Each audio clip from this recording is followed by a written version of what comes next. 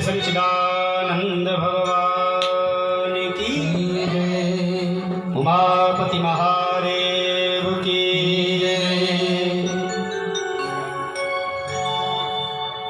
बड़े ही पावन, बड़ा ही सुंदर सर में आप लोगों ने भगवान का नाम गुणानुवाद किया, जिसके लेने मात्र से जीवन के समस्त पाप, ताप और संताप सब कुछ नष्ट हो जाते हैं।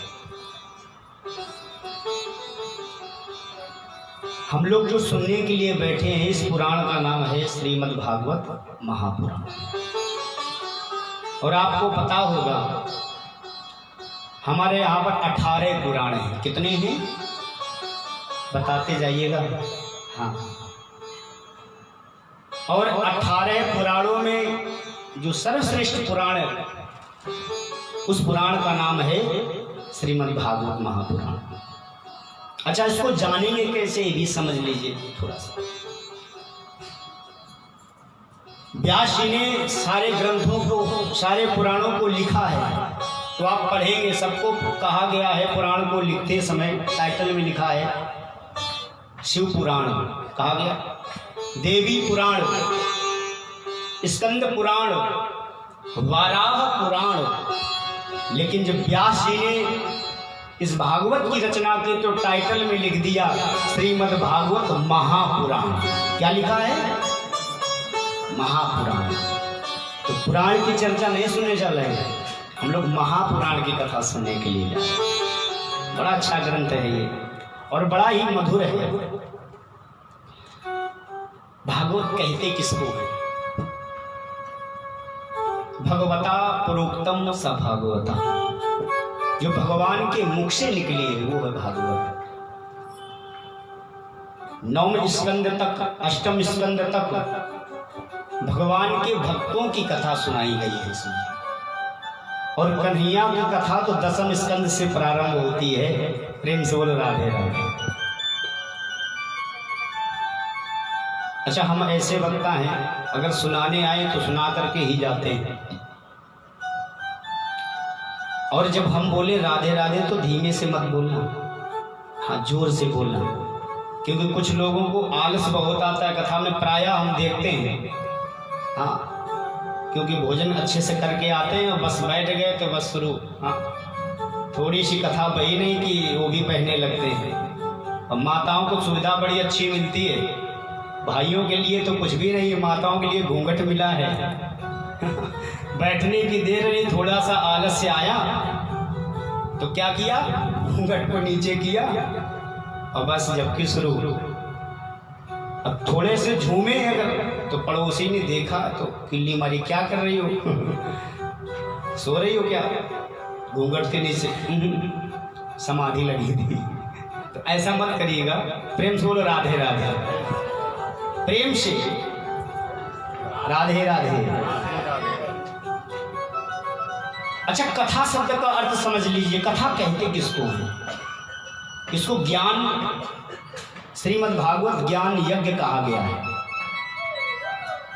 ज्ञान की उपमा जीवन में बहुत है। अगर ज्ञान नहीं है तो हम कुछ समझ नहीं सकते।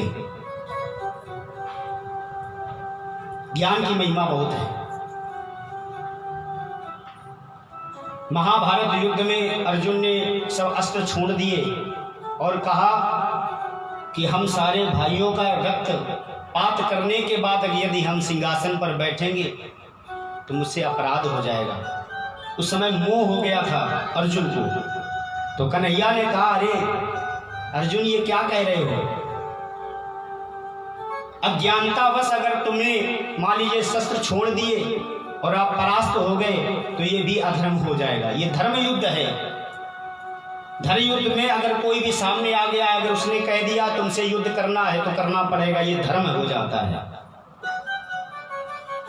उस समय अज्ञान हो रहा था तो अर्जुन को कन्हैया ने रणांगन में गीता जैसा उपदेश सुनाया, जिससे ज्ञान हुआ। तो ज्ञान की महिमा जीवन में बहुत है। कथा शब्द का अर्थ समझिए। कथा कहते किसको? लोग कहते कथा सुनने के लिए हम जा रहे हैं। का शब्द का अर्थ होता है, उपनिषदों में लिखा गया है कम ब्रह्म। का माने ब्रह्म। अच्छा, साहित्यकारों ने का शब्द का अर्थ लिखा है क्या? कम ज्ञानम। कम माने ज्ञान भी होता है, का माने ज्ञान। कम सुखम, का माने सुख भी होता है। और था शब्द का अर्थ होता है स्थापित करना। कम ब्रह्म यानी का माने ब्रह्म। कथा सुनने से हमारे हृदय में कथा भगवान ब्रह्म स्थापित हो जाए, उसी को तो कहते हैं कथा। कम ज्ञानम, हमारे हृदय में कथा सुन के ज्ञान होता है। कम सुखम, कथा सुनने से मुझे सुख प्राप्त होता है। अच्छा, संसार की जो भी बातें होती है ना, वो कथा नहीं होती, वो व्यथा होती है। प्रेम से बोलो राधे राधे। हाँ, अगर सुनना ही है तो भगवान की मधुर मधुर कथा सुनो, आपको सुख प्रदान होगा। तो आइए, प्रथम सत्र है और इस प्रथम सत्र में हम लोग प्रवेश करेंगे। देखिए, आज कथा का हम लोग परिचय जानेंगे। भागवत का परिचय बताने के लिए एक पुराण से इसको जाना जा सकता है। भागवत है क्या, भागवत सुनने से हमको मिलेगा क्या, ये संपूर्ण जो अर्थ बताती है वो कहाँ से? बोले पद्म पुराण से 6 अध्याय लिए गए हैं। मान लीजिए अगर हम किसी के विषय में जानते नहीं हैं और वो हमारे सामने भले आदित्यनाथ योगी ही बैठ जाएं और मैंने उनको कभी देखा नहीं है, कभी सुना नहीं है, उनका परिचय नहीं है, कोई भी बड़ा व्यक्ति बैठ जाए, आप समझ ही नहीं पाएंगे। तो जब तक उसके विषय में जानोगे नहीं तब तक मानोगे नहीं। अच्छा, हम लोग हैं भी ऐसे ही, कहते भैया हम जानते नहीं तो पैर क्यों छुए, कुछ लोग कहते हैं। तो पहले परिचय करना पड़ेगा। अगर भागवत को समझना है तो कहते हैं कि उसके विषय में जानना पड़ेगा। प्रेम से बोलो राधे राधे। भागवत की महिमा बताई है अध्यात्म से।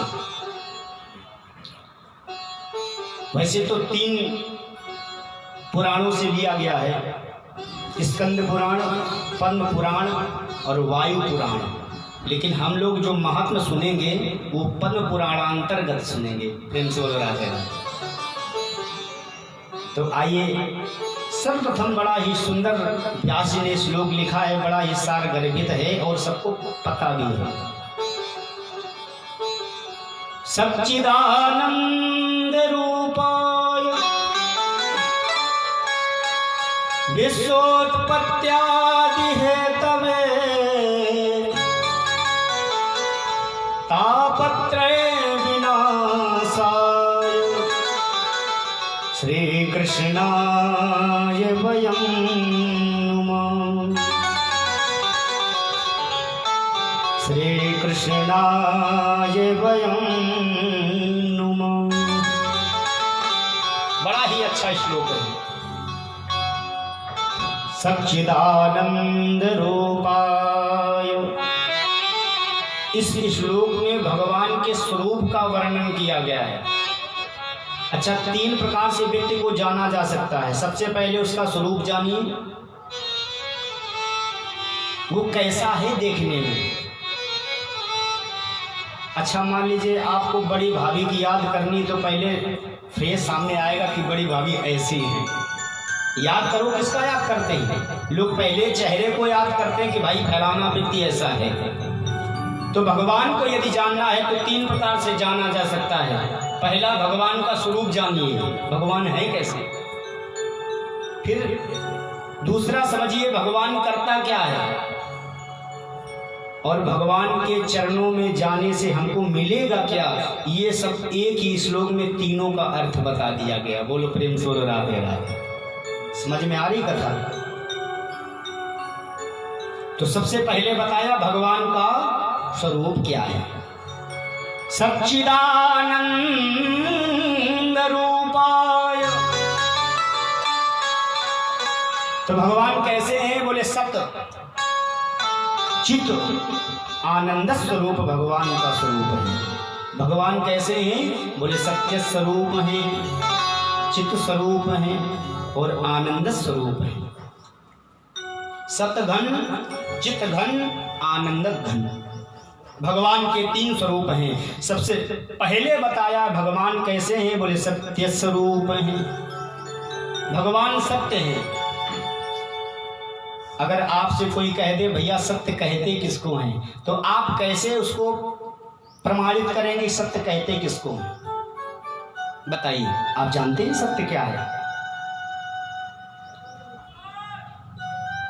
लेकिन गोस्वामी तुलसीदास जी ने रामचरितमानस में लिख रहे कि भोलेनाथ ने अपनी मैया पार्वती को, अपनी अर्धांगिनी को कहा है जीवन का सत्य, और क्या कहती है सुनो। उमा कहाऊं मैं अनुभव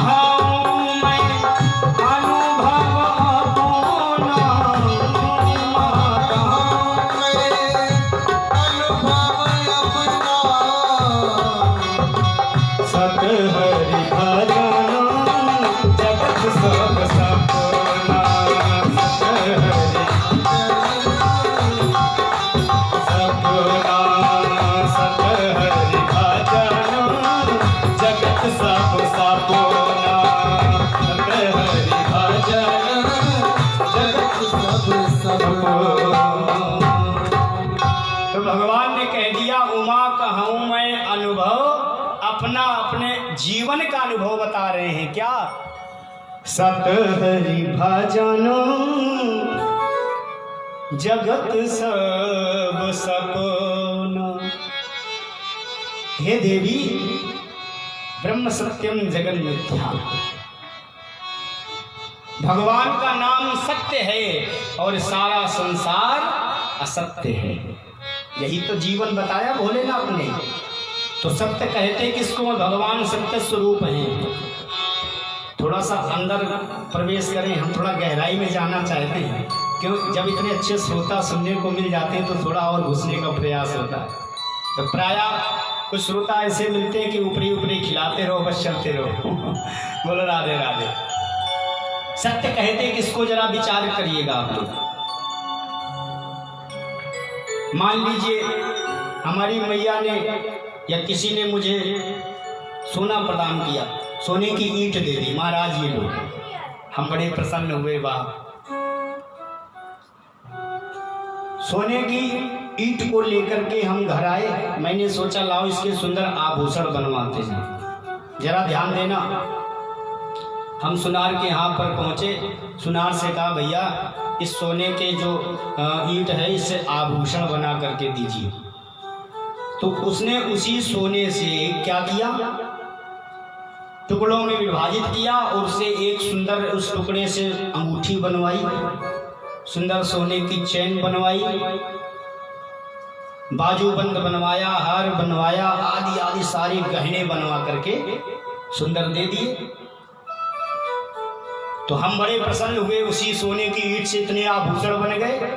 अब हम तो पहनते रहे, कुछ समय व्यतीत हुआ, पहनते पहनते हुआ भैया ये सोना बड़ा खराब है। बोले क्यों? बोले है तब भी, और इस सोने को पहन करके सोना हराम हो जाता है। प्रेम से बता दे। हाँ, इस सोने को पहनते पहनते, आभूषण पहनते पहनते एक दिन ऐसा समय आया कि मुझे क्रोध आया। ध्यान से सुनेंगे। और जैसे ही क्रोध आया तो मैंने क्या किया, सारे आभूषण उतारे और उतार करके, ओखली होती कूटने वाली, आजकल छोटा सा रूप मिलता है रसोइये में, लोग माता अदरक कुचलती है उसको। हाँ, अदरक चाय बनानी है तो उसको कूटने वाली वो एक होती है ओखली, ऐसे ही बड़ी ओखली कहते हैं उसको। उसमें मैंने सारे आभूषण डाल दिए और मैंने क्या किया, उससे कूटने वाली से सब कूट दिए। मैं आपसे पूछना चाहता हूँ, माता जी ने मुझे क्या दिया था? सोना, सोने की ईंट दी थी। अच्छा ये बताइए सोना सत्य है कि अंगूठी सत्य है? बताइए, क्या सत्य है? सोना सत्य है या अंगूठी सत्य है? बताइए। सोना सत्य है, अंगूठी सत्य नहीं है। ये तो मिटने वाली है साहब। ऐसे ही भगवान सत्य है। भगवान सत्य है, बाकी सब असत्य है। उसी से मैंने आभूषण बनवाए, आभूषण तो मिटने वाला है। सोने से महाराज मैंने गहने बनवाए, तो सोना तो विभाजित हो गया, रूप अलग अलग हो गई, अंगूठी हो गई, उलर हो गई, लेकिन था उसमें क्या? सोना ही। बनने के पहले भी वो सोना था, बनने के बाद भी वो सोना था, और मिट गया तब क्या बचा? सोना। ये सत्य है।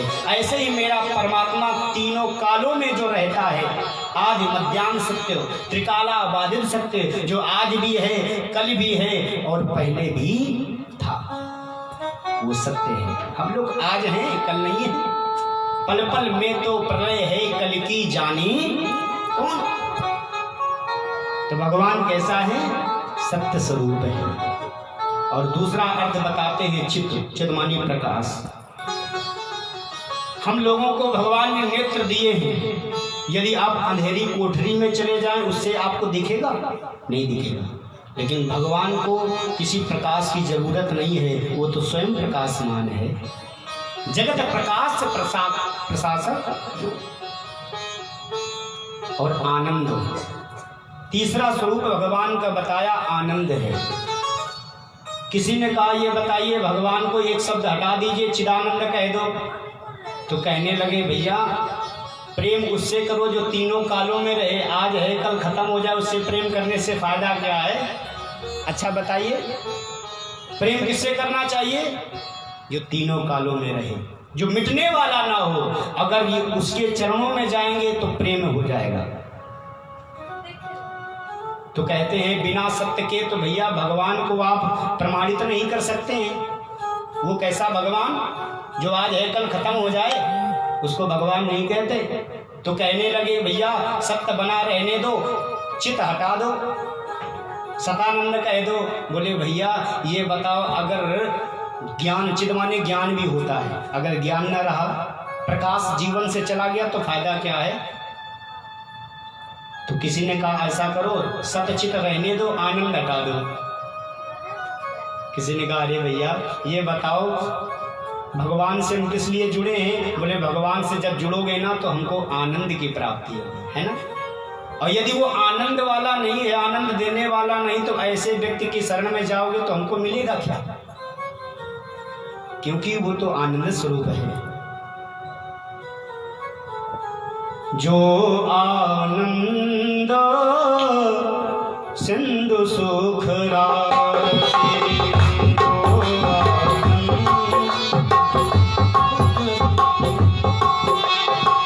जो आनंद सिंधु सुख राशि,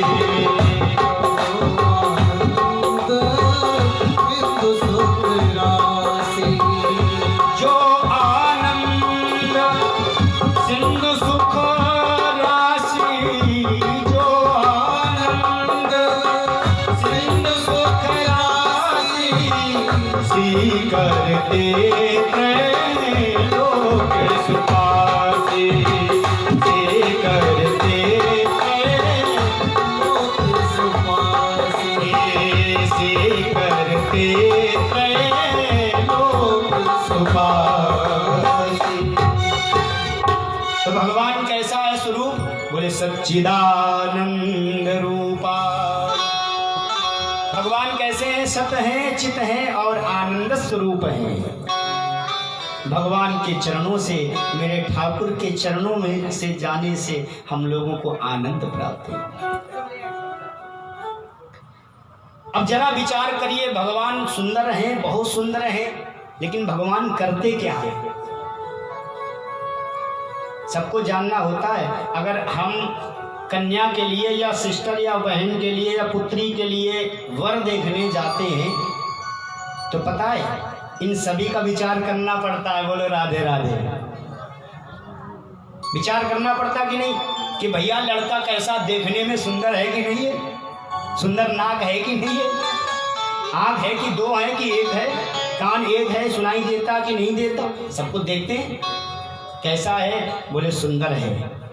तो दूसरा प्रश्न हम लोग ये कर देते हैं कि भगवान ये बताओ लड़का करता क्या है, कहते हैं ना। और भगवान ये बताइए अगर करता है तब तो हम अपनी कन्या का विवाह उससे साथ कर देंगे, अगर सुंदर कोई जॉब करता हो।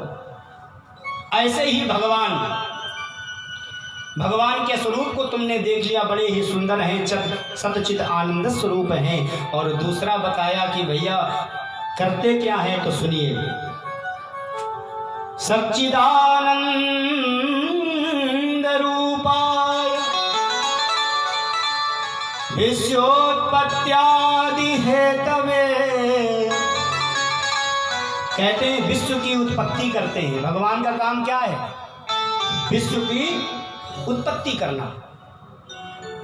और क्या करते हैं? बोले विश्वोत्पत्त्यादि हेतवे, विश्व की उत्पत्ति करते हैं, विश्व का पालन करते हैं, और विश्व का संग्रहण भी करने के जो हेतु हैं वही हमारे द्वारिकाधीश में है।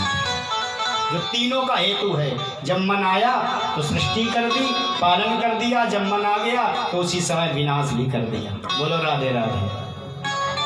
हाँ, ऐसा स्वरूप का रूप है। किसी ने कहा ये भैया बताओ क्षीर समुद्र यानी दूध का कहीं समुद्र होता है क्या? ये तो बेकार सब व्यर्थ की कपोल कल्पनाएं हैं, ऐसा हम लोग कहते हैं। जरा विचार करिए, जब माँ के गर्भ में जब बालक होता है, तो माँ के गर्भ में जब बालक होता है तो ये बताइए उस बालक को भोजन देने के लिए कोई अंदर जाता है? बताइए। बालक को उदर में जो भोजन पहुंचा रहा है कौन है? ये हमारे ठाकुर जी हैं। मैया जो भी भोजन पाती है उसका सारा का सारा रस उस बालक को, शिशु को प्रदान होता है। अगर मैया कोई खट्टा पदार्थ भी खा लेती है तो भी उसको झटपटाहट होती है, मीठा खा लेती है तब भी उसको लगता है। ये सारा का सारा क्रम कौन चला रहा है?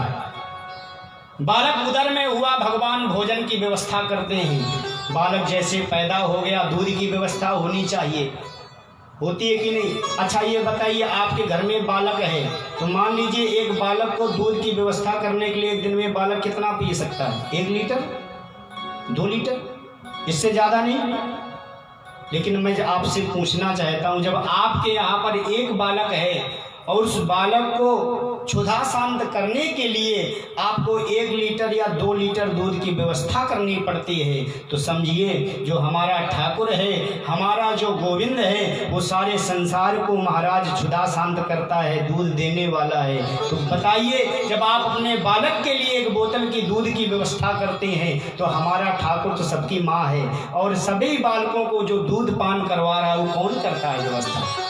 अच्छा आपने देखा होगा कुकर सूकर कोई भी हो, हर व्यक्ति को आज भगवान दुग्ध प्रदान करते हैं, और कितनी अच्छी व्यवस्था की है। बालक जन्म लेता है उसी समय प्यानी नामक नाड़ी के द्वारा मैया के स्तनों में अनायास ही दूध का संचार हो जाता है। ये कौन करता है सारी व्यवस्था? हमारे गोविंद के अलावा तो कोई कर नहीं सकता है। अगर कोई कर सकता है तो बताइए, कोई नहीं कर सकता। विश्वोत्पत्त्यादि हेतवे, तो जरा विचार करिए, अगर भगवान क्षीर सागर में नहीं रहेगा तो क्या रहेगा? क्योंकि सबको तो सप्लाई करनी है दूध की, है ना? तो क्षीर सागर में तो रहनी पड़ेगा। सीधा कांटेक्ट जोड़ता अपने क्षीर सागर से और माँ के स्तनों में अपने आप दूध आ जाता है। ये भगवान का काम है। और कहते हैं भगवान का ये काम है तापत्रे।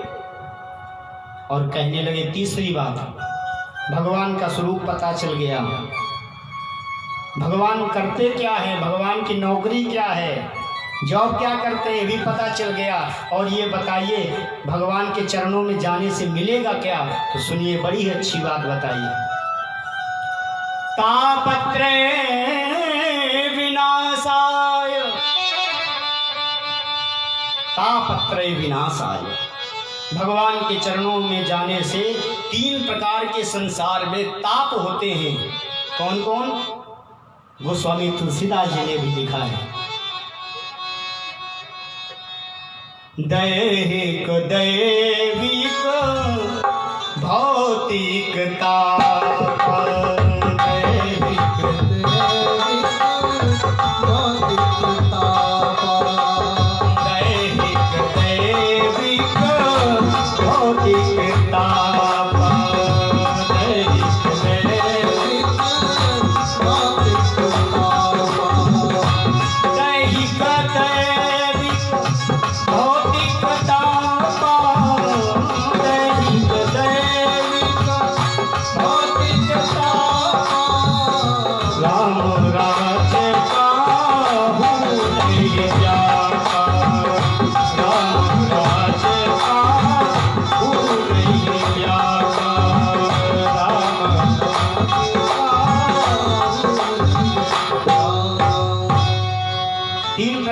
संसार में ताप होते, आदि दैविक ताप, आदि भौतिक ताप और आध्यात्मिक ताप। ये तीन ताप होते हैं। दैहिक ताप कौन होता है? मान लीजिए सब कुछ अच्छा चल रहा था, अनायास देह से जो उत्पन्न होते हैं ताप, उसको कहते हैं दैहिक ताप। हम अच्छे भले थे, मुझे जुकाम हो गया, मुझे ज्वर हो गया, मुझे बुखार आ गया, ये दैहिक ताप होता। तो अगर दैहिक से, बुखार से और सारे रोग से बचना चाहते हो तो कहते हैं अगर डॉक्टर के आना जाना चाहते हो तो एक काम करो, क्या भगवान के चरणों में लग जाओ, तुम्हारा कल्याण हो जाएगा। और संसार में सुखी प्यारे वही है कौन? कोई तन दुखी, कोई मन दुखी, कोई धन बिन रहत उदास, थोड़े थोड़े सब दुखी, सुखी राम का दास।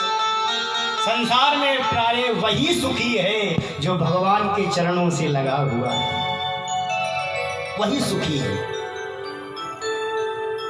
दैहिक दैविक, हम अच्छे थे, चैत्र की फसल कटने वाली है और अनायास दैवीय ताप हो गया, पत्थर पड़ गए,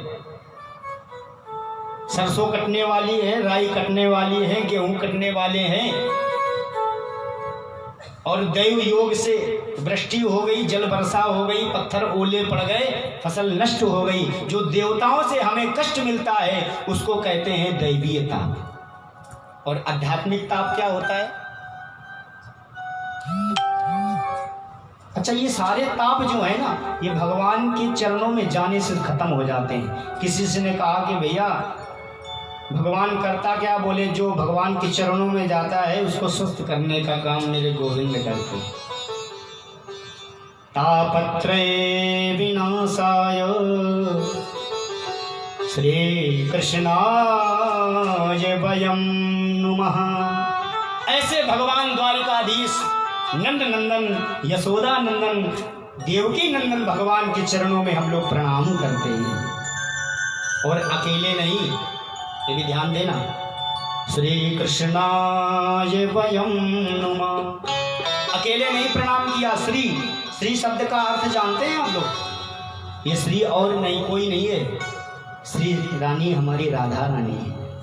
अकेले कृष्ण को प्रणाम नहीं किया है, राधा रानी के सहित भगवान को प्रणाम किया है। श्री कृष्णाय वयं नुमः। बोल वृंदावन बिहारी लाल की जय। हमारे यहाँ पर एक उपासना नहीं है, ध्यान से सुनिएगा, एक की उपासना नहीं है।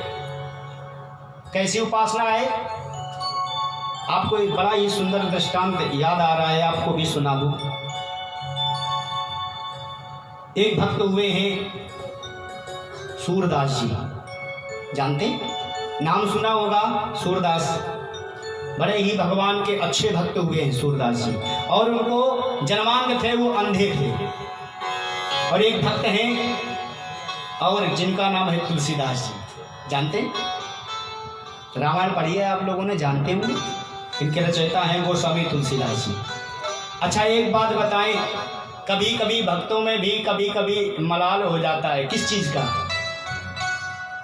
एक बार गोस्वामी तुलसीदास जी और सूरदास जी आपस में बैठे हुए थे, ध्यान से सुनेंगे, और दोनों में आपस में महाराज वार्तालाप शुरू हो गई। सूरदास जी ने कहा तुलसीदास जी से, बोले सुनो, हमारे जो कन्हैया है ना वो बड़े हैं, सबसे बड़े हैं। तुलसीदास जी ने कहा अरे ये तुमने क्यों कह दिया? बोले क्यों? बोले हमारे राम जी बड़े हैं। लो, अब क्या था, विवाद होने लगा। वो कह रहे हमारे कन्हैया बड़े हैं, वो कह रहे हमारे राम जी बड़े हैं। ध्यान से सुनिएगा, दोनों में विवाद प्रारंभ हो गया। लोगों ने कहा भाई ऐसा है, झगड़ा मत करो, कौन बड़ा है कौन छोटा है, बोला इसका कैसे क्या हो। तो बोले सुनो ऐसा करो, एक युक्ति निकाली जाए। बोले क्या? तो महाराज एक युक्ति पाने के लिए कौन बड़ा है कौन छोटा है, इसके लिए एक परिणाम रखा गया। क्या? एक तराजू रखा गया। और बात यहाँ तक आई कि भाई आप सभी लोग ध्यान देना कि इस पलड़े में अपने अपने इष्ट का ध्यान करते हुए हर एक व्यक्ति बैठेगा। एक पलड़े पर सूरदास जी बैठेंगे, एक पलड़े पर तुलसीदास जी बैठेंगे। और ध्यान से सुनना, जिसका पल्ला भारी हो जाएगा उसके भगवान बड़े माने जाएंगे। और सुनो, सबका ध्यान करके बैठना। बोले ठीक है। तराजू लगवाया गया, और तराजू जैसे ही लगवाया गया सूरदास जी बैठे और भगवान का ध्यान करते, हे लड्डू गोपाल, हे बिहारी जी, आज थोड़ा सा मान मेरा बढ़ा देना। और इतना कह करके उसी समय सूरदास जी एक तराजू के पल्ले पर बैठ गए। जैसे ही पल्ले पर बैठे भगवान का ध्यान किया तो पल्ला अपने आप नीचे हो गया, भारी हो गए। अब तो गोस्वामी तुलसीदास जी की बारी आई, तुम भी अब अजमाओ। तो जैसे गोस्वामी तुलसीदास जी की बारी आई तो उसी समय गोस्वामी तुलसीदास जी ने ध्यान किया, हे सीताराम जी, आज अपने भक्त की लाज रख लेना। और इतना कह करके ध्यान करते हुए जैसे ही दूसरे पल्ले पर बैठे तो उसी समय महाराज गोस्वामी तुलसीदास जी का पल्ला नीचे हो गया और सूरदास जी का पल्ला ऊपर हो गया। सूरदास जी को लगा अरे मेरा तो अपमान हो गया। सूरदास जी अंधे थे, उतर करके नीचे आ गए, कुछ नहीं बोले। तुलसीदास जी जीत गए। कक्ष में गए और सूरदास जी लड्डू गोपाल की छोटी सी प्रतिमा रखते थे पाटे पर, अंधे थे, और गए जाकर के देखा लड्डू गोपाल हैं और उसको ऐसे किया और पाटे से हाथ से करके पीछे कर दिया।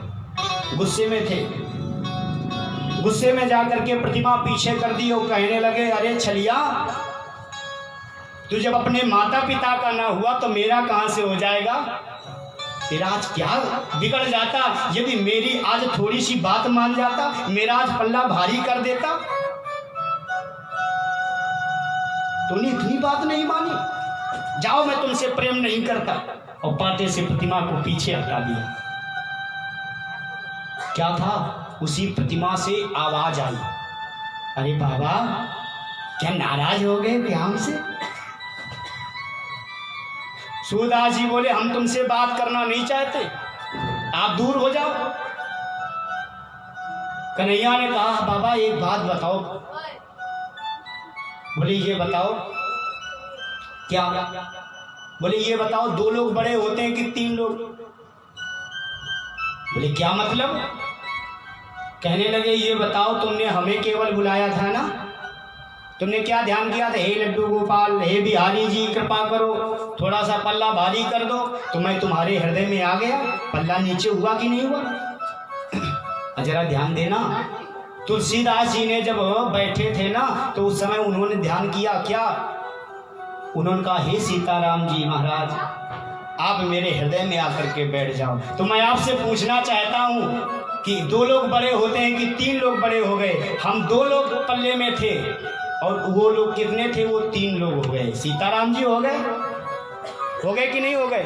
यदि तुमने बुलाया होता, हे बिहारी जी, राधा रानी के सहित मेरे हृदय में बैठ जाओ, तो मैं अभी तुम्हारे ऊपर कृपा कर देता। गलती तो तुम्हारी है। आहा, समझ में आ गया। और इस माध्यम से, इस कथा से मान लो हर प्रत्येक संसार वासियों को एक संदेश दिया। बोले क्या? अगर बुलाना है भगवान को, लक्ष्मी को बुलाना है तो लक्ष्मी नारायण की पूजा करनी पड़ेगी। केवल राम नहीं, सीता राम की पूजा करें, श्याम की नहीं, राधे श्याम की पूजा करें, तब तो कल्याण होगा ना। बोल वृंदावन बिहारी लाल की। इसलिए सभी लोग गाइए, अरे पार करेंगे नैया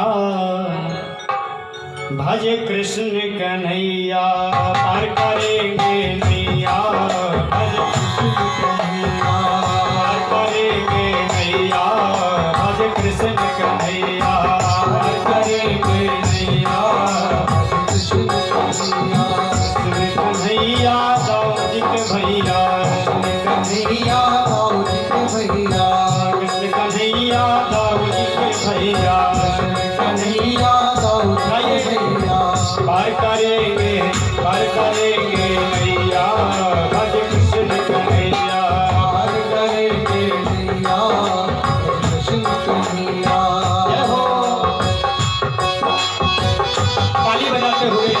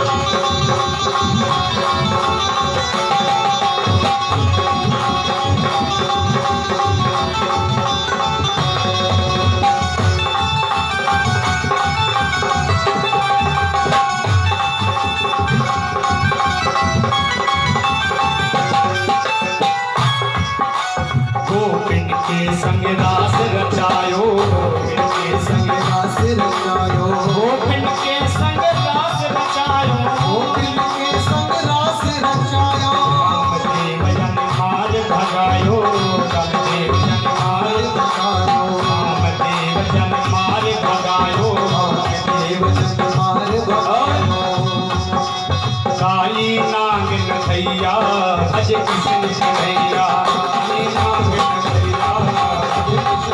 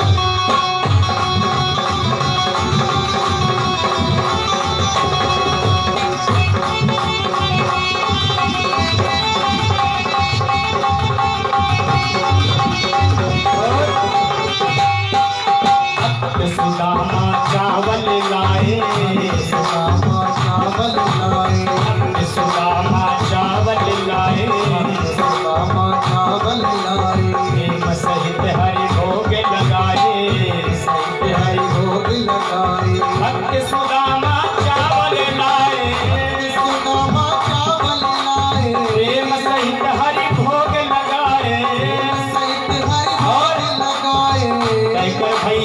कहकर भैया भैया भज कृष्ण की भैया, कहकर भैया भज कृष्ण की भैया। कर करेंगे भैया भज कृष्ण की भैया। कृष्ण का भैया लौरी के भैया, कृष्ण का भैया कृष्ण का भैया लौरी के भैया। कर करेंगे भैया भज कृष्ण की भैया।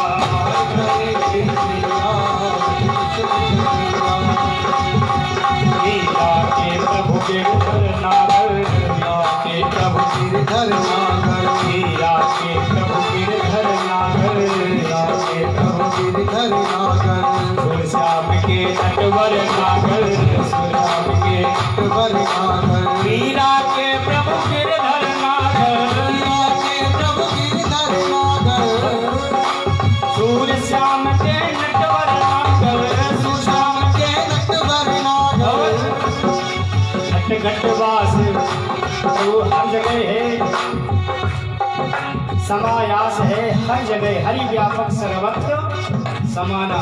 और ऐसा नहीं है, सर्वत्र है और समान रूप से है। ऐसा कहीं नहीं है कि छोटा हो या बड़ा हो, नहीं, सर्वत्र समाना। सर्वत्र यानी हर जगह, और समान माने जो समान रूप से रहता हो। घट घट वास करैया भज कृष्ण कन्हैया, घट घट वास करैया भज कृष्ण कन्हैया। पर करेंगे भैया भज कृष्ण कन्हैया। पर करेंगे भैया भज कृष्ण कन्हैया। पर करेंगे भैया कृष्ण कन्हैया, कृष्ण कन्हैया, कृष्ण कन्हैया, कृष्ण कन्हैया। बोले गोविंद भगवान की जय। सच्चिदानंद रूपाय देशोत्पत्त्यादि हेतवे तापत्रे विनाशाय श्री कृष्णाय वयं नुमः। ऐसे भगवान श्री द्वारिकाधीश के चरणों में प्रणाम करते हुए एक श्लोक में भगवान श्री सुखदेव जी का भी प्रणाम किया है। यम प्रव्रजन्तमनुपेतमपेत कृत्यम द्वैपायनो विरह कातरयाजुहाव पुत्रेति तन्मयतया तरभोभिनेदु तं सर्वभूत हृदयं मुनिमानतोऽस्मि। ये जो पावन भगवान की जो कथा चल रही है, ये नैमिषारण्य से प्रारंभ हुई है। प्रेम से बोलो राधे राधे। ऋषया सौनका दया मुनिया सर्वे श्रुतम पौराणिकम खलु। जो कथा प्रारंभ हुई है नैमिष से, क्योंकि तीर्थों का जो राजा है वो नैमिष है। कथा का नैमिषे सूतमासीनम विवाद महामतिम कथामृत रसास्वाद कुशलासौन को ब्रवी। नैमिषारण्य तीर्थ सागर से 88,000 ऋषि मुनि बैठे हैं। कितने बैठे हैं? 88,000। और उनके समकक्ष में महाराज व्यास आसन पर जो विराजमान हैं भगवान सूत जी महाराज। भगवान श्री सूत जी महाराज आज सौनकादि 88,000 ऋषि मुनियों को कथा श्रवण करा रहे हैं। कथा की बड़ी महिमा है साहब, बहुत महिमा है। आप दिन भर पूजा करें, आपको एक क्षण का फल मिलेगा, लेकिन कहते हैं अगर आपने 1 घंटे क्या कुछ क्षण भगवान का सत्संग सुन कर लिया तो कहते हैं अनंत गुना फल की प्राप्ति हो जाती है। कथा की महिमा बहुत है संसार में। 88,000 ऋषि मुनि बैठे हुए हैं और उनके समकक्ष में महाराज सूत जी महाराज कथा श्रवण करा रहे हैं। संसार की विडंबना देखो, कथा सुनने के लिए 88,000 थे, लेकिन आज कथा की महिमा इतनी नीचे डाउन होती जा रही है कि यहाँ पर 88 लोग भी बैठना मुश्किल हो गया। प्रेम से बोलो राधे राधे। ये कथा की गरिमा हो गई, क्योंकि लोगों कथाओं ने क्या किया है, कथा कम कहते हैं, मनोरंजन ज्यादा होता है। मैं तो ये कहता हूँ कथा मनोरंजन का विषय नहीं है, मनोभंजन का विषय है। कथा में जब भी बैठे तो मनोरंजन समझ करके मत बैठिए, ध्यान से सुनना। ये कथा एक कल्पतरु है। कल्पतरु उसको कहते हैं, कल्प वृक्ष के नीचे आप जो भी कामना करेंगे वो आपको सुलभ हो जाएगा, वो सब कुछ मिल जाएगा। लेकिन अगर कल्प वृक्ष के नीचे आप कोई भी चीज मांगोगे वो तुरंत दे देता है। इसी प्रकार से भागवत भी है, आप कुछ भी मांगेंगे वो दे देगा। आपके ऊपर है आप लेना क्या चाहते हैं। प्रेम से बोलो राधे राधे। और कह रहे हैं प्रभु आप ऐसी कोई कथा सुनाइए, कथामृत रसा स्वादा कुशला सोन को ब्रवे। ऐसी कोई कथा सुनाओ जो हमारे कानों में जाए और रसायन का काम करे, क्योंकि जिस पर गुरु जी की कृपा हो जाती है ना, उसको सब कुछ सुलभ हो जाता है। गुरु कृपा ही केवलम। जीवन में संसार में गुरु अवश्य करना चाहिए, क्योंकि जो गुरु ही एक ऐसा होता है जो भगवान से मिलाने वाला होता है। इसीलिए गुरु की उपाधि बड़ी दी गई है। गुरुर् ब्रह्मा गुरुर् विष्णु गुरुर्देव महेश्वर। गुरु ब्रह्म ही है, विष्णु भी है, शक्ति भी है, शिव भी है, हर गुरु है। अज्ञान ध्वांत विध्वंस कोटि सूर्य समप्रभा सूताख्या ही कथा सारम मम कर्ण रसायनम। हे सूत जी महाराज आप ऐसी कोई कथा सुनाइए जिसके सुनने मात्र से हमारे भव रोग के जो भी प्राणी हैं उनको महाराज ज्ञान की प्राप्ति और उनका कल्याण हो जाए। रसायन शब्द का अर्थ समझते हैं आप लोग? एक होता है रसायन और दूसरा शब्द का अर्थ होता है औषधि। रसायन और औषधि में बड़ा अंतर है।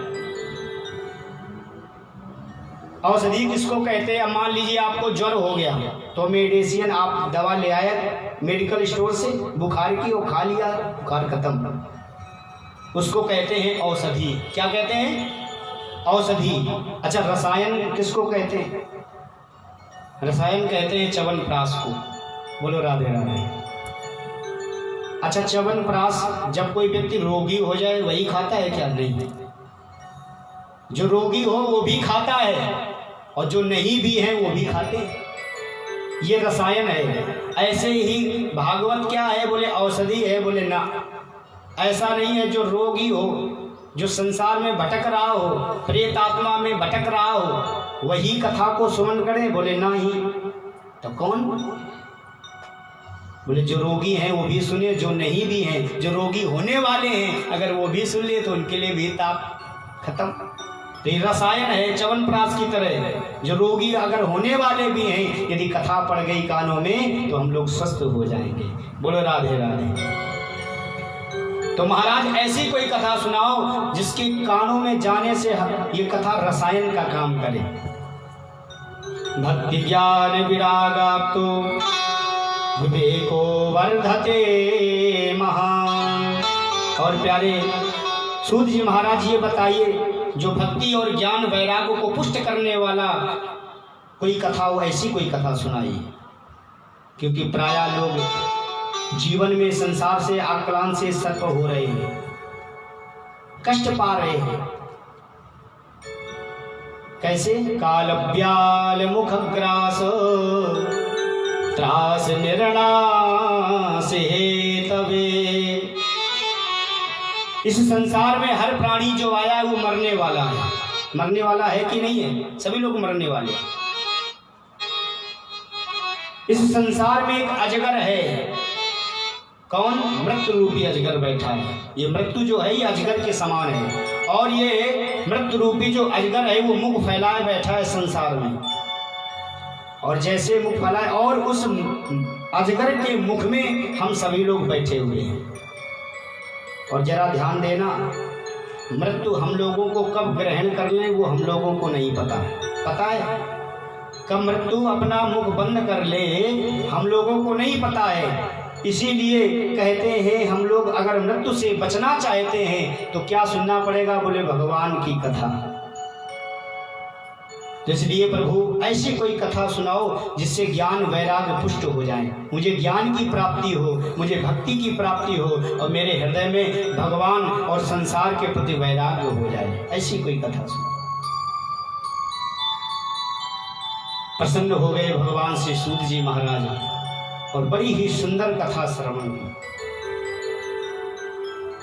कहने लगे एक बार की बात है, एकदा हि विशालाय चत्वारि ऋषयो मला सत्संगात् समायाता तत्र सूत्रास्त्र नारदम्। सूत जी महाराज कथा श्रवण कराते हुए कह रहे हैं एक बार की बात, सनक सनंदन सनातन और सनत कुमार ये चार भाई हैं। और सबसे पहले आपको हम बता दें, ब्रह्मा जी ने जब सृष्टि की रचना की थी तो सर्वप्रथम उस रचना में सर्वप्रथम जो ऋषि हुए थे ये यही चार ऋषि हैं। कौन? सनक सनंदन सनातन और सनत कुमार। चार ऋषि कहाँ पर आए? बद्री विशाल, बद्री नारायण। और जैसे ही बद्री विशाल आए, इनका जीवन क्या है? बोले कथा मात्रैक जीविना। इनका जीवन ही कथा है। ये चार भाई हैं, ध्यान से सुनेंगे। और चारों भाइयों का काम क्या है? भगवान की कथा में हर समय संलग्न रहना, केवल जीवन में। अच्छा, किसी किसी के जीवन में उद्देश्य क्या? बोले भोजन खाना, बस खाते रहो। कहीं भी जाएंगे तो अपने पर्स में भी भोजन रखेंगे, कहीं कुछ नहीं है तो चिप्स पापड़ खाएंगे। हाँ, कुछ ना कुछ खाते ही रहते हो। किसी आपने देखा होगा जीवन ही खाते खाते चला जाता, कुछ नहीं कर पाता। और किसी का जीवन कथा होता है, कहीं भी हो मोबाइल में भी कथा ही सुनेंगे, बैठे होंगे तो सत्संग ही श्रवण करेंगे। तो जिनका जीवन कथा है उन्हीं को तो जीवन अच्छी है, उन्हीं का जीवन अच्छा है। बद्री विशाल चार ऋषि आए, और ध्यान से सुनेंगे। जैसे ही बद्री विशाल में चार ऋषि आए तो उनके समकक्ष में महाराज नारद जी का आगमन हुआ। नारद जी को जैसे ही देखा ऋषियों ने, अच्छा एक बात और बता दूं आपको, ये जो नारद जी है ना, ये भगवान के मन हैं। क्या है? मन। जहां नारद जी जाते हैं वहां भगवान अनायास ही चले जाते हैं। नारद जी को जैसे ही देखा तो नारद जी का मुख थोड़ा सा मलिन था, उदास थे। पूछ दिया नारद जी से, हे नारद हमें तुम बतलाओ। पूछ रहे हैं, मुख उदास देखा और आज पूछ दिया, हे नारद हमें तुम बतलाओ, क्या चिंता तुमको आई है।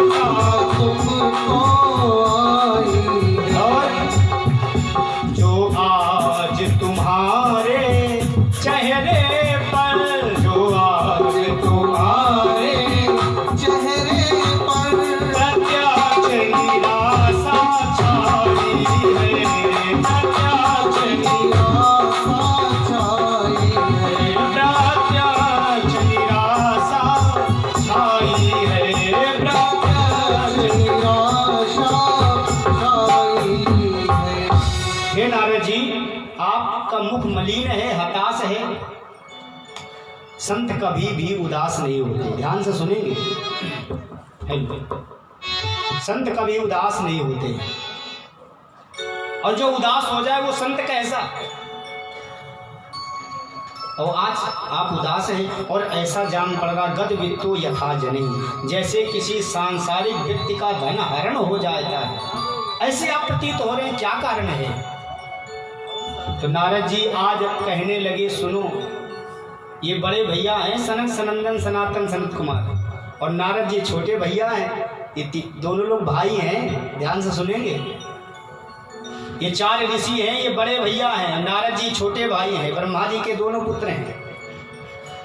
जैसे ही छोटे भैया को देखा, पूछ दिया, अरे नारद जी क्यों उदास हो, क्या कारण है?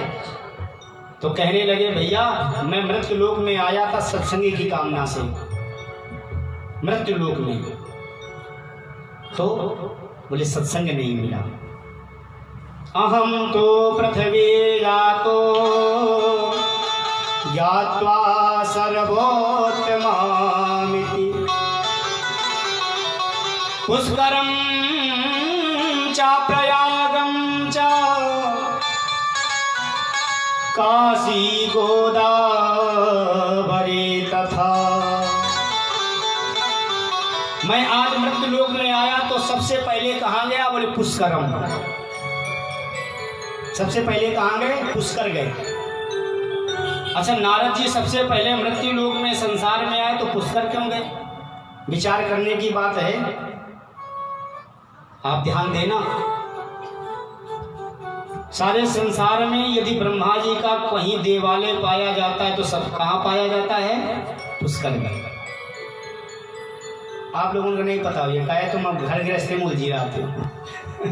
बोलो राधे राधे। हाँ, पुष्कर में पाया जाता है। तो नारद जी बोले, अरे हम यदि आए हैं संसार में तो सबसे पहले पुत्र आता है विदेश, तो अपने घर ही तो जाता है। तो ब्रह्मा जी का घर, वो तो मेरे ही घर बेटा है।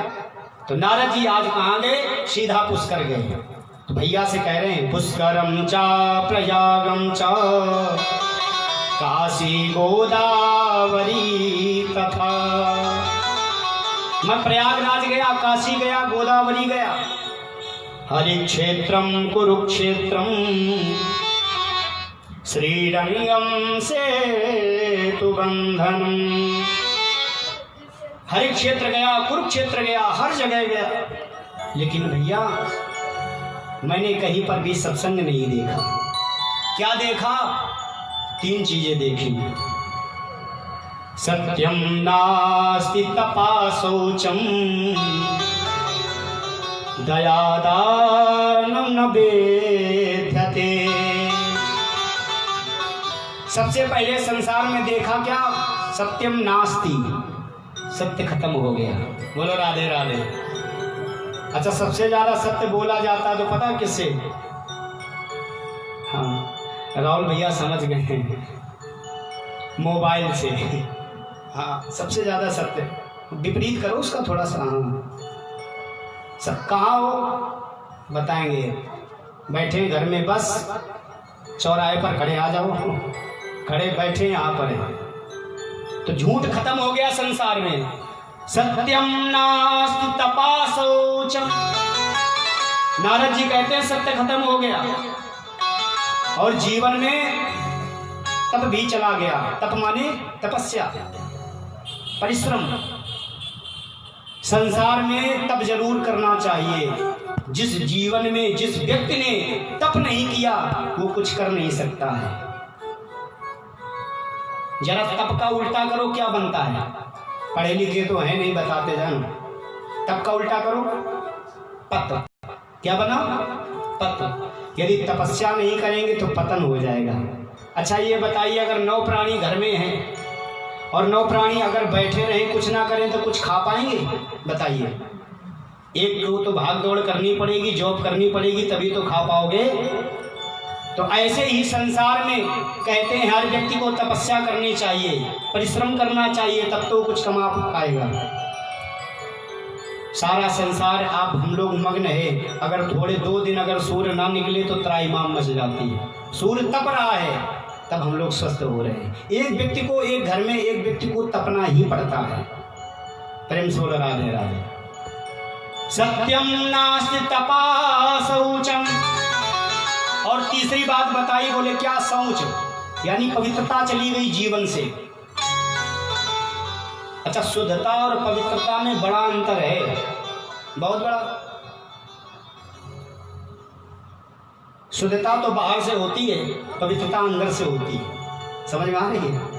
खूब सुंदर वस्त्र पहन लो, सुंदर इत्र फुलेल लगा लो, लेकिन अगर तन साफ नहीं है, तन तो साफ हो गया, मन अगर साफ नहीं तो सब व्यर्थ है। अच्छा, मैंने तो यहाँ तक देखा है कितनी अशुद्धि हो गई है, माताएं चप्पल पहन करके रसोई बनाती है। बोलो राधे राधे। हाँ, चप्पल पहन, हमने मैया से कहा, रही माता आप चप्पल पहन करके रसोई बना रही? राम राम, ये तो गलत बात है। पता वो मैया क्या बोली? पंडित जी आपको पता नहीं? बोले क्या? ये रसोई की चप्पल है। हमने वाह, पैर की चप्पलें पहनने वाली रसोई की चप्पलें कब से हो गई हैं? हाँ। अरे नहीं, जो माता बहन चप्पल पहन करके रसोई बनाती है, ठाकुर जी उसका भोग कभी स्वीकार नहीं करती। अगर ठंड का मौसम है तो लकड़ी की पादुका बनवा लो, उसमें पट्टा लगवा लो आराम से, लेकिन चप्पल पहन करके रसोई कदापि नहीं बनानी चाहिए। बोलो राधे राधे। सत्यम नास्ति तपा शौचम दयादानम न विद्धते। और जीवन से दया चली गई है। आजकल लोग दया नहीं करते हैं। बोलो राधे राधे। कोई अगर चौराहे पर कोई पिट रहा हो ना, तो उसको पिटने देते हैं और देखेंगे अरे कौन हमारे परिवार का, हमारे घर से हमारा पड़ोसी है, पिटने दो। इसको दया नहीं कहते। जीव मात्र पर दया करना ये मनुष्य मात्र का कर्तव्य है। हम लोग अगर कोई ज्योतिषी ने बता दिया तुम्हारा शनि खराब है, तो बोले क्या करना पड़ेगा? बोले ऐसा करो, रोटी में कड़ू तेल चुपर करके और सुंदर कुत्ते को खिलाओ, काले कुत्ते को, कृपा हो जाएगी। अब शनिवार को तो रोटी खिला रहे हैं, अगर शुक्रवार को वही कुत्ता अगर आ गया तो उछल के डंडा दे देंगे। तो ऐसी कैसी भाई? ऐसा नहीं करना चाहिए। दया का जरा उल्टा करिए, क्या बनता है? याद, यदि हम जीव मात्र पर दया करते हैं तो ठाकुर जो हमारा ठाकुर है ना, वो हम लोगों को याद करता है। हमने कभी जीवों पर दया नहीं की, गरीब दीन दुखियों पर कृपा नहीं की, उनको भोजन नहीं दिया, उनको वस्त्र नहीं दिया, और हम सोचे भगवान के मंदिर में जाएं, प्रभु कृपा करो, दया करो। कभी दया नहीं हो सकती, क्योंकि दया जब तुमने की हो तब तो भगवान तुमको याद करे। तुमने कभी दया नहीं की, भगवान तुमको याद नहीं कर सकता। दया धर्म का मूल है, पाप मूल अभिमान। तुलसी दया न छाड़िए, जब तक घट में प्राण। जीव मात्र पर दया करना चाहिए। आज नारद जी कहते, प्रभु ये सब कुछ देखते हुए महाराज मन मेरा उदरम खिन्न हो गया। मैंने संसार में देखा हर परिस्थिति बदल गई। उदरम भरणो जीवा वराका कूट भाषना। अपने अपने लोग उदर भरने में लगे हैं। उदर माने समझते हैं? पेट भरने में लगे हैं। नारद जी कहते, मैं पृथ्वी पर आया, मुझे बड़ा असंतोष हुआ। मुझे संतोष नहीं हुआ, असंतोष हुआ। मंदा सुमंद मतयो नंद भाग्याहुपद्रुता। लोग मंद बुद्धि के हो गए हैं, कलयुग का प्रभाव हो गया है ना। नारद जी आज भाइयों से कहते हैं, हे नाथ, मैं हर जगह घूमता हुआ मेरा मन असंतोष था। मैंने सोचा लाओ आज गृहस्थों के यहाँ चला जाए। क्योंकि संत है ना, क्योंकि गृहस्थों के यहाँ तो भगवान ने अवतार लिया है। राम जी कहाँ पर आए? गृहस्थ में। कन्हैया ने कहाँ जन्म लिया? गृहस्थ में। अच्छा, संत कहाँ से निकलते हैं? गृहस्थों से। तो आज मन में विचार किया, लाओ ऐसा करें, आज गृहस्थों के यहाँ चला जाए। तो नारद जी ने क्या किया, आज जैसे ही आए तो गृहस्थों के यहाँ प्रवेश किया तो सबसे बड़ी विडंबना देखी। बोले क्या? तरुणी प्रभुता के चाल को बुद्धिदायक, कन्या विक्रणी लोभा, दंपती नाम चकलकनम। बड़ा ही सुंदर व्यास ने श्लोक लिखा है क्या? तरुणी प्रभुता गेहे। वहां पर भी विडंबना देखी साहब। क्या देखा? बोले नारद जी कहते जैसे ही गृहस्थ में प्रवेश किया तो मैंने वहां क्या देखा? तरुणी प्रभुता गेहे। जैसे ही महाराज सुंदर लड़के का विवाह हुआ, बहू घर में आई नहीं कि बहू का घर में चलावा चलने लगा। प्रेम से बोलो राधे राधे। माता पिता की खटिया या तो बाहर पड़ गई या खेतों पर। तरुणी प्रभुता गेहे साल को बुद्धिदायका। और एक बात और बताऊं, बेटा आपका तभी तक बेटा रहता तब तक गौरिया का मुख नहीं देख लिया, तब तक कटु सत्य है। सुत मान ही मात पिता तबलो, अबला न दीख नहीं जब लो। जब तक गौरिया का मुख नहीं देखा तभी तक है, नहीं तो फिर हाथ से गया। बोलो राधे राधे। और यहाँ तक तो ठीक था, गोस्वामी तुलसीदास ने और लिख दिया। बोले क्या? बोले ससुराल प्यार लगी तब सो, रिप रूप कुटुंब भय तब सो। ससुराल वाले अपने लगने लगे, वाह ये हमारा साला, ये हमारी सासू माँ, अरे बिल्कुल मैया है। और कुटुंब वाले दुश्मन, रिपु माने दुश्मन। परिवार वाले दुश्मन लगने लगे, ससुराल वाले अपने लगने लगे। ये संसार की विडंबना है। और एक बात बताऊं, गृहस्थों के यहाँ जब कोई कार्य होता है ना तो माता पिता से सीख नहीं लेते हैं लोग। क्या लेते हैं? अगर लड़के का विवाह होना है तो बोले क्या रे? बोले मामा जी से पूछेंगे। साले साहब से सलाहकार बने घरों में। और एक बात और बता दूं, हमारे ब्रज की बड़ी ही सुंदर कहावत है एक। बोले क्या? दीवार जो होती है ना, दीवार में अगर ज़्यादा छिद्र आले बना दिए जाते हैं तो दीवार कमज़ोर हो जाती है। हाँ, हमारे यहाँ कहावत बड़ी सुंदर है, दीवार बिगाड़े आरो और घर बिगाड़े सारो। राधे राधे। धीरे से काय बोलते, जोर से बोलो ना। राधे राधे। भोजन दिया था आज मैया आप लोगों ने? हमें लग रहा है बहुत भूखे हैं। बोलो राधे राधे। तो आज ये सारा का सारा कृत्य देखते देखते नारद जी ने कहा मेरा मन दुखी हो गया। मैंने सोचा लाओ गृहस्थों के यहाँ से चल करके संतों के यहाँ जाया जाए। और महाराज नारद जी यहाँ से निकल करके संतों के यहाँ भी गए। तो संतों के यहाँ जैसे ही पहुंचे तो वहां भी बड़ी विडंबना देखी। बोले क्या देखा? न योगी नहीं वसिद्धो, कलियुग में कोई योगी नहीं रहा। बोले कैसे संत हो गए? बोले पाखंडा निरता संत, सब पाखंडी हो गए। नारद जी एक लोगों के यहाँ पहुंचे तो महाराज आलीशान भवन बने, मंजिला खड़ा, महल अटारी सुंदर। नारद जी ने पूछ दिया भैया ये बताओ। बोले क्या? ये बताओ ये महल किसके खड़े हैं? बोले पता नहीं तुम्हें? बोले ना। बोले ये सब त्यागी जी महाराज जी के नाम रखे हैं त्यागी। और महाराज आलीशान में प्रसाद खड़े हैं, काहे के त्यागी? नारद जी और आगे गए तो महाराज 56 प्रकार का भोजन लगा हुआ फलाहार जा रहा है। बोले भैया ये बताओ ये सुंदर सुंदर महाराज फल कहाँ से जा रहे हैं? बड़े सुंदर सुंदर लगे हुए जा रहे हैं, कहाँ जा रहे हैं? बोले फलाहारी महाराज जी के भोजन जा रहे, थाले की थाल जा रही, ये फलाहारी।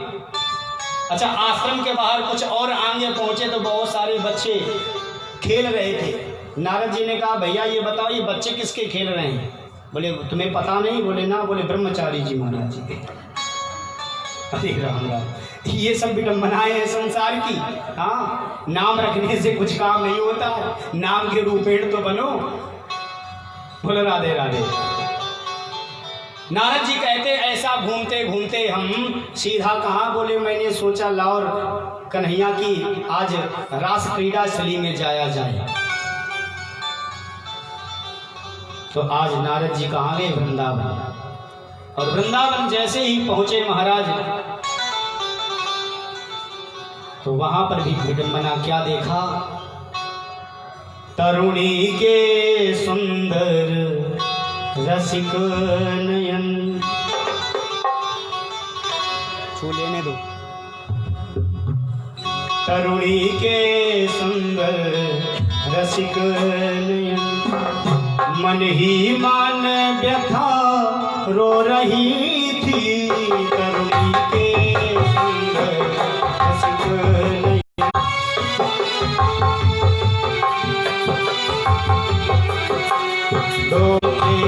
उसके ही पास सो रहे थे। तरुणी के सुंदर रसिक नयन, तरुणी के सुंदर रसिक। नारद जी कहते हम जैसे ही वृंदावन गए और वृंदावन में मैंने क्या देखा? एका तु तरुणी तत्र निखरना मानसा। एक नवयुवक तरुणी बैठी है और ध्यान से सुनो, उस तरुणी उस जवान स्त्री के बाएं और दाएं की तरफ दो वृद्ध पुरुष लेटे हुए हैं। नारद जी को आश्चर्य हुआ कि भैया ये माता और पुत्र तो नहीं हो सकते। क्यों? यहां तो विपरीत जान पड़ रहा है। माता को तो वृद्ध होना चाहिए, पुत्र तो जवान होने चाहिए, यहाँ पर उल्टा है। ये स्त्री तो नवयुवती है और बालक तो वृद्ध हैं। मन में विचार आया लाओ पूछ लूं, लेकिन नारद जी ने मन में विचार किया नहीं। संतों को स्त्रियों के पास नहीं जाना चाहिए, ये नहीं जाना चाहिए। यहाँ तक तो यहाँ पर उपनिषदों में कहा गया है अगर काठ की स्त्री भी बनी हो, लकड़ी की भी स्त्री हो, तो भी संत को स्पर्श नहीं करना चाहिए, नहीं जाना है। और महाराज इतना कह करके चल दिए तो उस स्त्री ने देखा और उस स्त्री ने आवाज लगा दी। सुनो महाराज, भो भो साधो क्षणं तिष्ठो मज चिंता मपिनाशय दर्शनम तव लोकस्य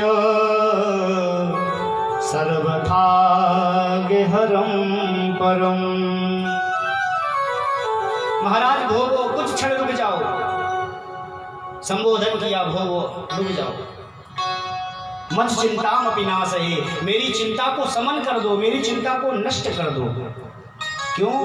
क्योंकि दर्शनम तव लोकस्य, क्योंकि संतों का दर्शन करने मात्र से जीवों के पाप ताप सब दूर हो जाते हैं। इसलिए प्रभु कुछ क्षण रुक जाओ। नारद जी रुक गए और नारद जी जैसे ही रुके फिर नारद जी ने पूछ दिया, काशी तुम का विमोचे नार्या का पद्म लोचना। हे देवी, ये बताओ तुम्हारा नाम क्या है? पूछा। हे देवी हमें तुम बतलाओ, हे देवी हमें तुम बतलाओ, क्या चिंता तुमको आई है? तुम बतलाओ, क्या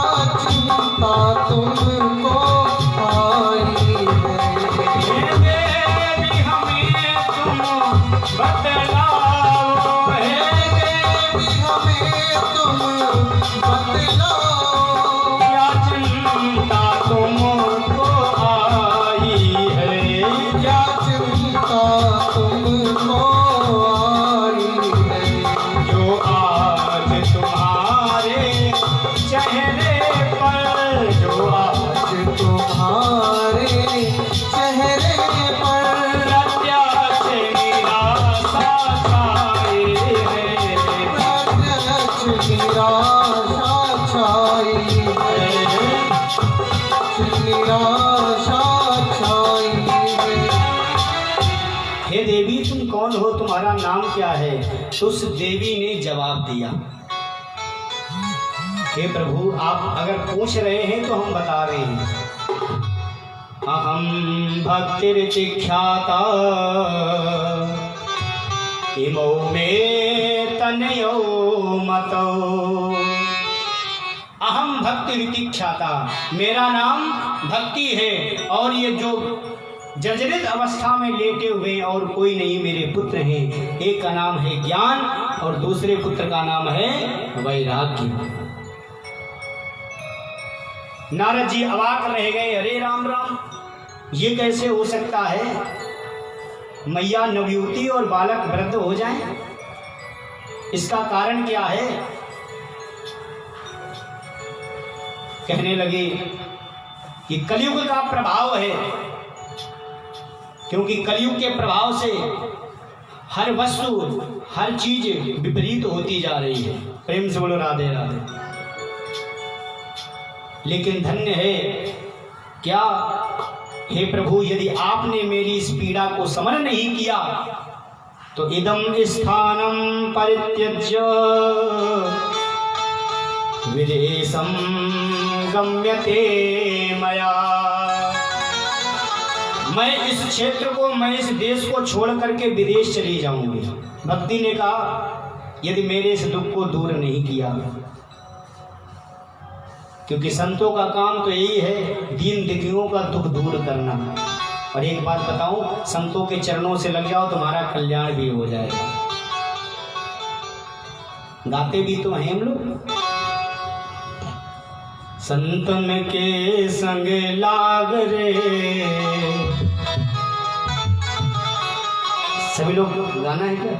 चलो गाओ लेते हैं सभी।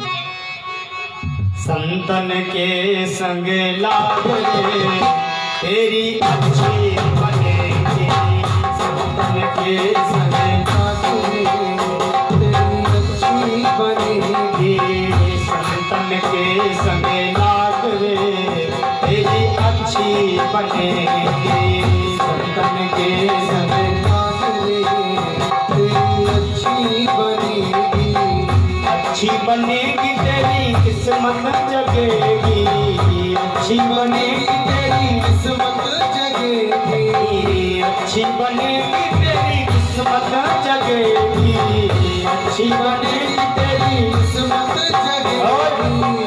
वे तेरो बड़े भाग रे तेरी अच्छी बनेगी, वे तेरो बड़े भाग रे तेरी अच्छी बनेगी। ऐसे नहीं ताली बजाते हुए इसको अपनी बिगड़ी बनानी है।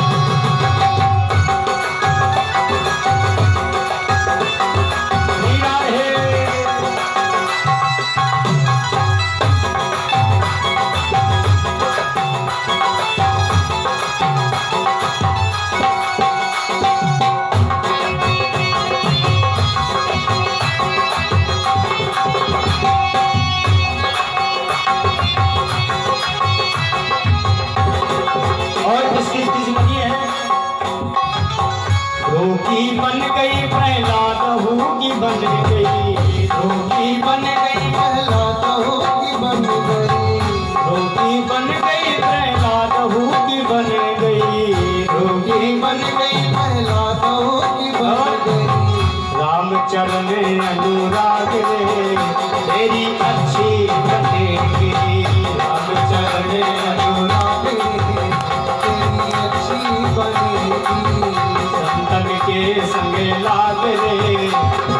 अच्छी बनेगी। सपन के संग लागे तेरी अच्छी बनेगी।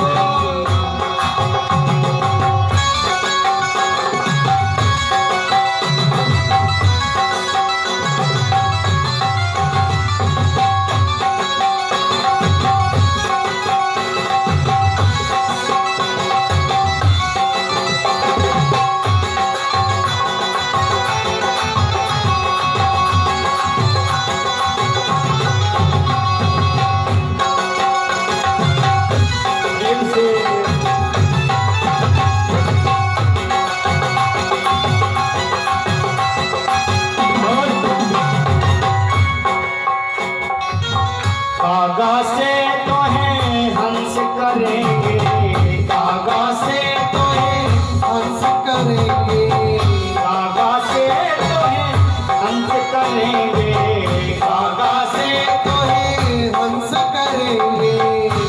कागा माने कौवा और हंस आप जानते हैं हंस का स्वभाव बहुत अच्छा होता है। दूध और जल मिश्रित कर दो तो दूध पी जाएगा, पानी छोड़ देगा। और जो कथा है जो संत के संग में अगर जाएगा तो कहते हैं कागा से तुम्हें हंस बना दिया जाएगा। कागा से तो है हंस करेंगे, कागा से तो है हंस करेंगे, कागा से तो है हंस करेंगे, कागा से तो है हंस करेंगे।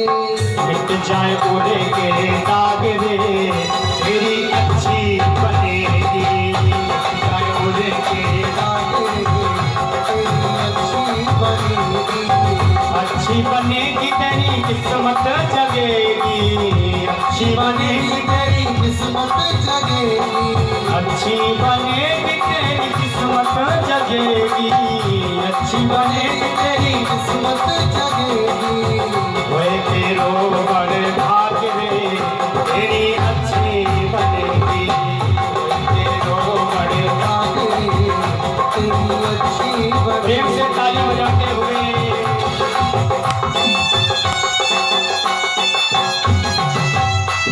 बोलिए संत भगवान की।